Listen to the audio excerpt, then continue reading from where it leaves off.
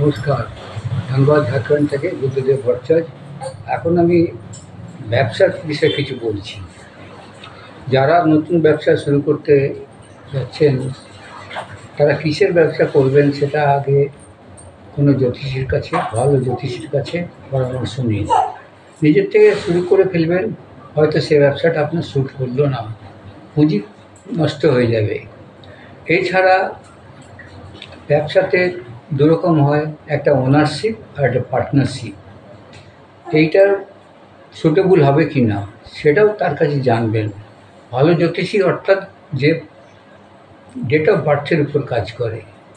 আপনাদের নিজের date of birth নিয়ে তার কাছে যাবেন এবং বলবেন যে আমার ব্যবসার বিষয়ে বলুন, কোন ব্যবসা আমার শ্যুট করবে, এবং যদি পার্টনারশিপে করতে চান সেটাও বলবেন। উনি তো রত্ন লিখে দিবেনই, তো রত্নটা আপনারা চেষ্টা করবেন নিজেরাই কিনতে, কারণ নিজেরা কিনলে পরে পাকা রসিদ পাবেন। ভালো দোকান থেকে নেবেন, জেনুইন জিনিস নেবেন, যেটা রিটার্ন হয়ে যায়। পরে আপনার কাজ হয়ে গেলে পরে আপনি ফেরত করলে ওটার কিছু পার্সেন্ট কেটে ওটা রিটার্ন করে দেয়, ওটা মেমো পাবেন।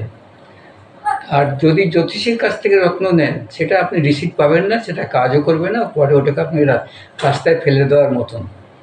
এছাড়াও দেখুন, ব্যবসাতে যারা অলরেডি আছেন, ব্যবসা করছেন, তাদের মধ্যে কারোর হয়তো ব্যবসা চলছে না, আবার কারোর হয়তো এমনও হচ্ছে যে ব্যবসা চলছে কিন্তু কোনো সেভিংস হচ্ছে না, অর্থাৎ সবটাই খরচ হয়ে যাচ্ছে, যেভাবেই হোক খরচ হয়ে যাচ্ছে।